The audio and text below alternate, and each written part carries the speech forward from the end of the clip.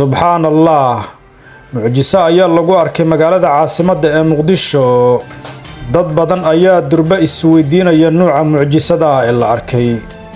Haddii aan ku dhaho sac ama lo ayaa hadashay, sidee ku aamine? Saca muxuu yiri markuu hadlayay? Sheergareeya muuqaalkan ayaan kaga hadli doonaa. Muuqaallo toos ah oo argagax leh ayaan sidoo kale warbixintan ku soo gudbin doonaa. Sidoo kale fariinta saca uu diray ayaan idinla wadaagi doonaa. Maanta kama hadli doona waxyaabo kale. Guud ahaan warbixintan waxaan ku soo qaadan doonaa mucjisada lagu arkay magaalada caasimadda ee Muqdisho. Waa warbixin degdeg ah iyo Hayaanka News. Fadlan haddii aad ku cusub tahay page-keena Facebook follow soo dheh. Muuqaalkan like saar siina share garay si saaxiibo badan oo sidaadoo kale ay u gaaraan wararka iyo warbixinada xasaasiga ah aan halkan ku soo gudbino. aad baad u mahadsantiin dhammaantiin. muuqaalkan like saara waa muhiim. waxaan ku bilaabayaa fariinta oo sidan ku bilaabanayso. sac baan ahay, Muqdishaan ku noolahay, maxaad iga taqaan? maalin waliba waad i aragtaa, dareen aan nacbaashahan iyo malihid. hoygaygu waa wadooyinka, laamiga iyo xaafadaha. cuntadeedu waa taada oo kale. suuqyadan boobaa, waxaan ugu jeclahay kuwa qudaarta. habaarka iyo garaaca hooyada suuqa waa ii joogto.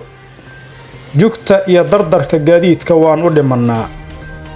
cid noo naxda ma aragno. waxaad ku qaylisaan aaway xoolahan dadkii lahaa, aaway dowladdii hoose. intaasoo dhan ma mooga malkiilahayga iyo maamulkayga magaalada. ma caafimaad badni, inkastoo aan jir weynahay. bacda, baakadaha iyo qashinka aan cuno, caloosha iyo mindhicirada ayay iga duduuban yihiin. ha dhiman ha noolaanin ayay mararka qaar gaartaa noloshayda. dhakhtarkayga waan isilownay. malkiilahayga ima weydiiye halka aan ku noolahay iyo waxa aan cuno. dariiquu iga soo wataa, idabraa, ilistaa, dibna ii sii daayaa.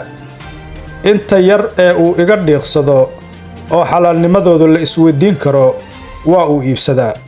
dac baan cabaa iyo biyo fariisiga Muqdisho.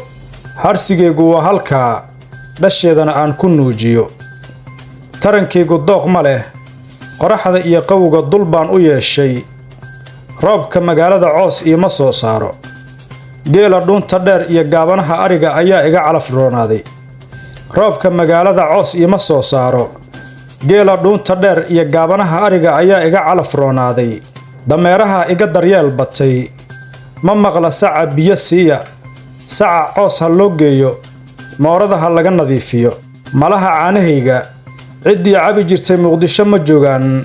xayeysiinta warbaahinta xamarna ammaantooda kuma maqlo. caanaha geela ayaa iga mudnaan batay. iyaga ayaa ammaan iyo faalo la isugu daraa. mar waxaan isdhahaa, geela dadkiisa ayaa magaalada u soo galay, aadna kuwaagii waa ay ka baxeen. Muqdisho madaxdeeda ima arkaan, talana iima hayaan. malkiilihii aan daryeelka ka sugaayay, gurigii aan dhinac uga noolaa, dhaqaaluu siistay.